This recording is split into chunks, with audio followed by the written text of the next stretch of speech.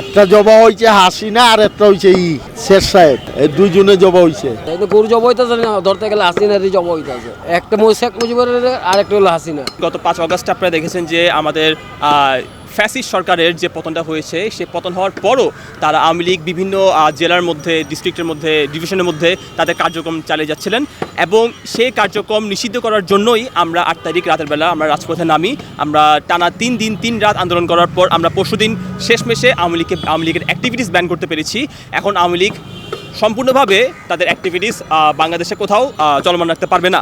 সেই খুশিতে আজকে private university national association of Bangladesh এবং জুলাই রেভলিউশন অ্যালায়েন্স থেকে আমরা আয়োজিত করেছি error 404 Awami League not found এই প্রোগ্রামটি। সেখানের মধ্যে আমরা আপনারা দেখতে পাচ্ছেন যে এখানে দুটি গরু ছিল।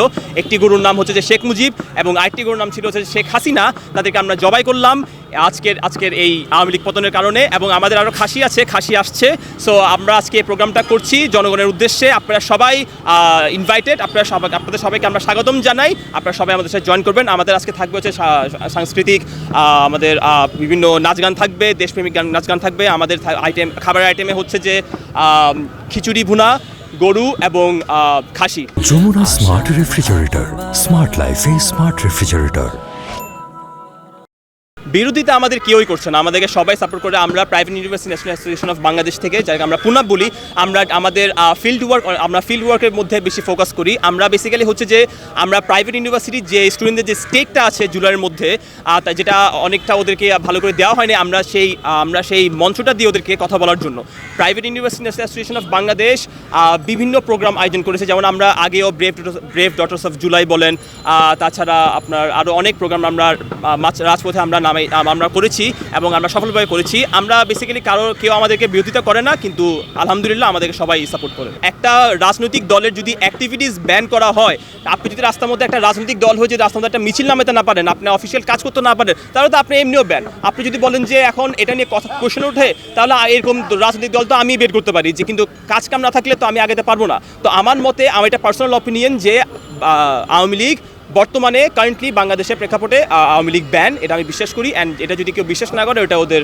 ব্যক্তিগত জিনিস। আজকের প্রোগ্রামের মূল প্রতিপাদ্য বিষয় হলো ভোটের বদলে ভুনা খিচুড়ি। ফ্যাসিস্ট সরকার দীর্ঘ 17 বছর আমাদেরকে ভোটের অধিকার থেকে বঞ্চিত করেছে, দেশের সাধারণ জনগণকে। সেই ভোটের অধিকার বঞ্চিতের প্রতিবাদ স্বরূপ আজকে আমরা আয়োজন করেছি ভোটের বদলে ভুনা খিচুড়ি। আজকে আমাদের দুইটি গরুর নামকরণ করা হয়েছে, শেখ মুজিব এবং শেখ হাসিনা। আপনারা অবাক হবেন যে কেন আমরা এই নামকরণ করলাম। শুধুমাত্র উনি বাংলাদেশের প্রধানমন্ত্রী ছিলেন এই কারণে না, কারণ শেখ মুজিব বাংলাদেশের ফ্যাসিস্টের রূপকার। তার হাত ধরে শেখ হাসিনা বাংলাদেশের ফ্যাসিস্ট প্রতিষ্ঠা করেছেন। তারই প্রতিবাদ স্বরূপ আমরা আজকে এই দুইটি গরুর নামকরণ করেছি, শেখ হাসিনা এবং শেখ মুজিব।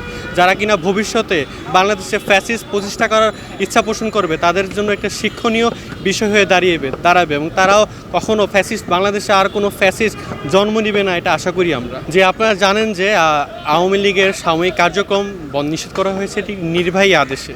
আমরা চাই সাধারণ জনগণ স্থায়ী একটি সমাধান, কিন্তু স্থায়ী সমাধান এখনও হয়নি। আমরা সেই প্রক্রিয়ায় আগাচ্ছি।